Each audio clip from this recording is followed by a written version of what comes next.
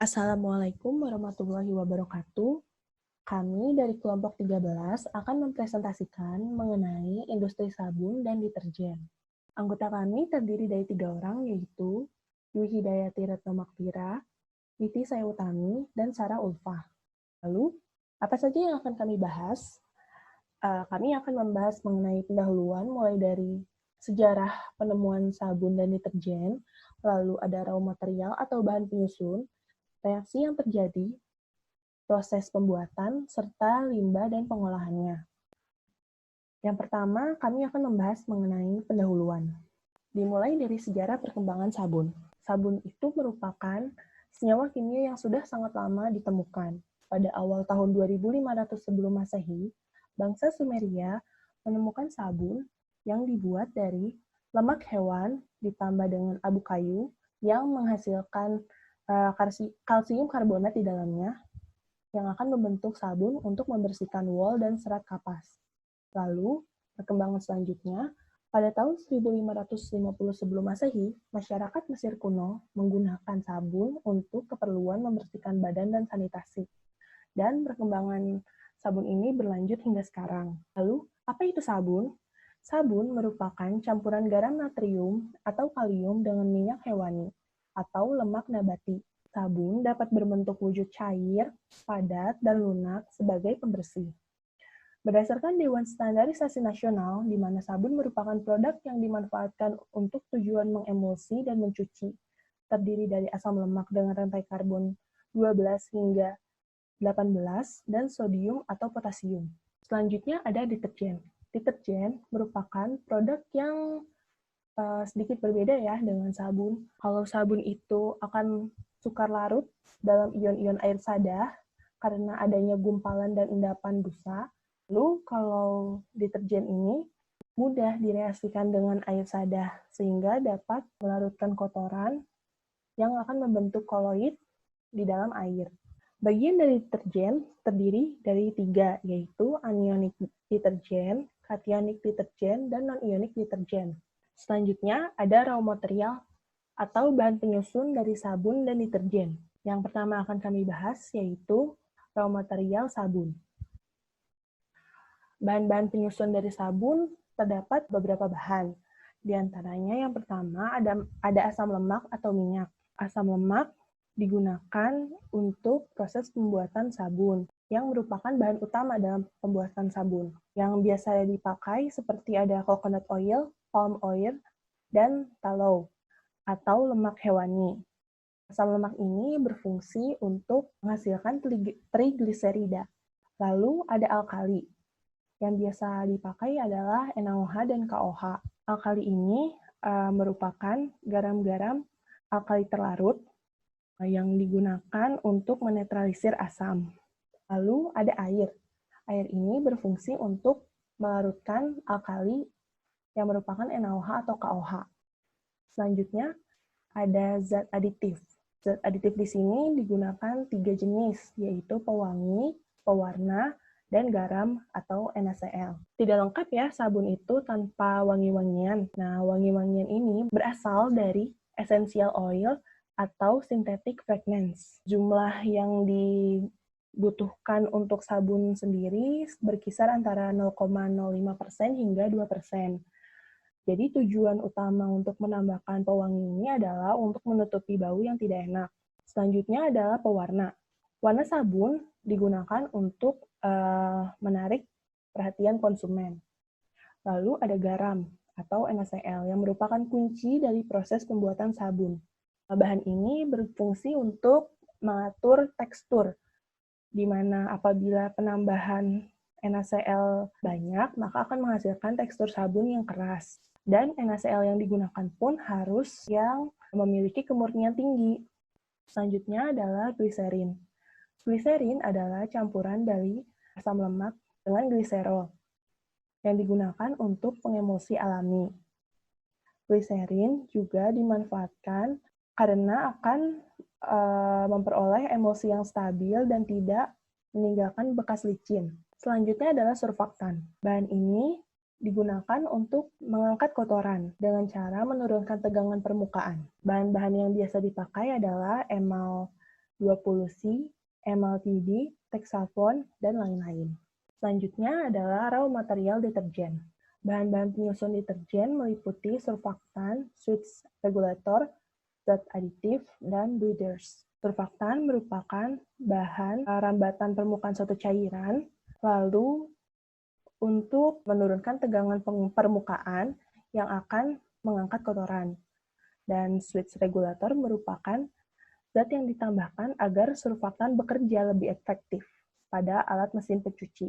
Lalu ada zat aditif, contohnya adalah fluorescent yang akan membuat serat kain menjadi lebih terang dan dapat mengubah sinar ultraviolet menjadi cahaya tampak. Lalu ada builders yang merupakan kompleks fosfat, contohnya adalah natrium tripolifosfat, untuk mencegah menempelnya noda atau kotoran pada serat kain.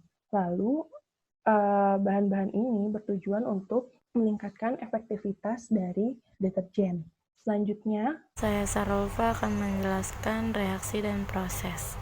Reaksi yang pertama adalah reaksi saponifikasi. Proses saponifikasi trigliserida ini adalah mereaksikan trigliserida dengan basa alkali seperti NaOH, KOH, dan N4OH. Pada kondisi operasionalnya pada suhu 90 derajat Celcius dengan tekanan 1 atm untuk membentuk sabun dengan produk samping yaitu gliserol. Berikut adalah reaksinya. Kemudian yang kedua ada pengeringan. Untuk mengurangi kandungan air pada sabun dengan melewatkan hasil pada pipa heat exchanger.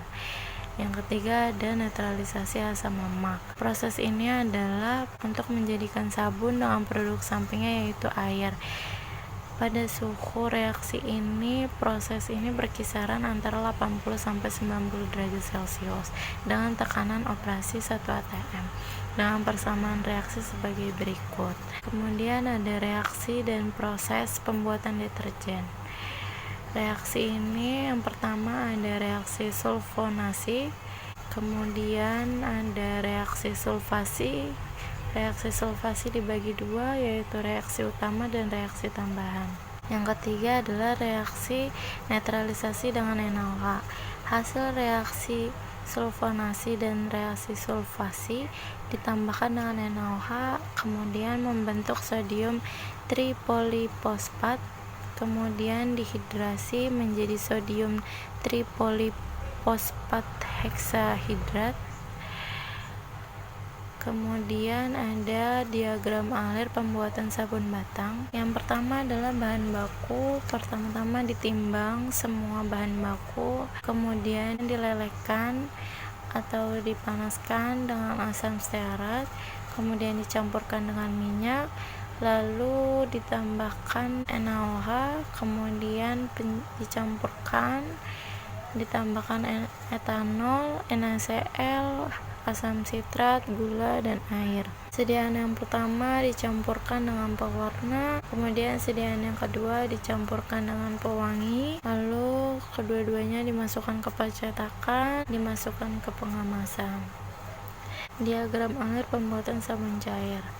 Minyak murni ditambahkan KOH, ditambahkan sabun pasta, Clarites, kemudian dicampurkan dengan gliserin, aquades, propilen glikol, lalu diaduk pada suhu 75 derajat Celcius, kemudian dicampurkan dengan koko DEA, kemudian diaduk pada suhu 75 derajat Celcius, kemudian dicampurkan dengan pewarna pada pengadukan 40 derajat Celcius, lalu dicampurkan minyak atsiri, lalu diaduk pada suhu 40 derajat Celcius, kemudian sabun cair diaduk selama 24 jam, kemudian dikemas. Pada pembuatan deterjen itu dibagi 3 proses. Yang pertama ada spray drying. Spray drying merupakan proses modern dalam pembuatan deterjen bubuk sintesis, di mana spray drying menjadikan proses penggabutan dan dilanjutkan proses pengeringan. Kemudian ada alomerisasi. Alomerisasi merupakan proses pembuatan deterjen bubuk sintesis yang memiliki densitas yang tinggi dengan cara pencampuran material-material kering dengan bahan-bahan cairan yang dibantu dengan adanya bahan pengikat cairan yang kemudian dicampurkan, yang menyebabkan beberapa bahan tadi bergabung satu sama lain yang membentuk partikel berukuran besar. Yang ketiga ada dry mixing. Material kering atau dry material yang digunakan untuk membuat deterjen bubuk ditimbang, selanjutnya dimasukkan ke dalam mixer pencampuran, dilanjutkan selama 1-2 menit dan ditambahkan seluri selama 3-4 menit. Kemudian di mixer lalu dimasukkan ke dalam pengemasan. Berikut merupakan contoh neraca massa pembuatan sabun skala industri dengan kapasitas produksi 1000 kg per hari. Di situ ada kapasitas bahan baku yang tersedia 1050 kg per hari dengan kapasitas produksi sabun yaitu 1000 kg per hari. Di dalam tabel tersebut terdapat komposisi, kebutuhan dalam gram, persen berat, dan jumlah kilogram. Contohnya di situ komposisi NaOH. Komposisi NaOH yang dibutuhkan dalam pembuatan sabun yaitu 5,5 gram. Kemudian diakumulasikan dalam persen berat, 5,5 dibagi 105 dikali 100 yaitu 5,23810%. Kemudian apabila dikali 10 menjadi 52,38095 kg. Jadi NaOH yang dibutuhkan dalam pembuatan sabun sebanyak 1000 kg per hari yaitu 52,38095 kg per hari. Nama saya Dwi Hidayati Retno Makfira. Selanjutnya saya akan menjelaskan mengenai limbah dan pengolahannya. Dalam operasi industri sabun atau deterjen, menghasilkan limbah, minyak lemak, sop gliserin, dan limbah cair. Nah, untuk sop gliserin merupakan hasil samping yang dapat diolah menjadi triasetin dengan proses asetilasi. Sop gliserin ini hendaknya dipisahkan dari campuran limbah tersebut dan diproses lebih lanjut. Namun, tidak setiap pabrik sabun mengolah limbah tersebut. Hal ini disebabkan karena proses pengolahan dan peralatan yang digunakan untuk memurnikan cukup kompleks. Untuk masa sekarang, sop gliserin masih diperlukan untuk diekspor. Kemudian akan dicoba untuk dibuat atau diolah kembali menjadi gliseril triasetat dari limbah pabrik sabun dengan memakai proses asetilasi, di mana diperlukan variabel suhu, waktu, dan kecepatan pengadukan yang sangat mempengaruhi hasil asetilasi di samping reaksi dan bahan baku. Kemudian pengolahan limbah di industri sabun atau deterjen, yaitu ada pengolahan secara fisika, pengolahan secara kimia, dan pengolahan secara biologi. Jenis pengolahan limbah minyak dan lemak di industri sabun atau deterjen. Yang pertama, ada Induced Air Flotation dan Modified Induced Air Flotation. Induced Air Flotation atau IAF merupakan pengolahan limbah dengan menggunakan agitator maupun sistem injeksi udara serta dikonfigurasikan dengan koagulasi pada unit IAF yang mampu menurunkan konsentrasi minyak dan lemak hingga 80% dengan kecepatan udara 5 mili per detik.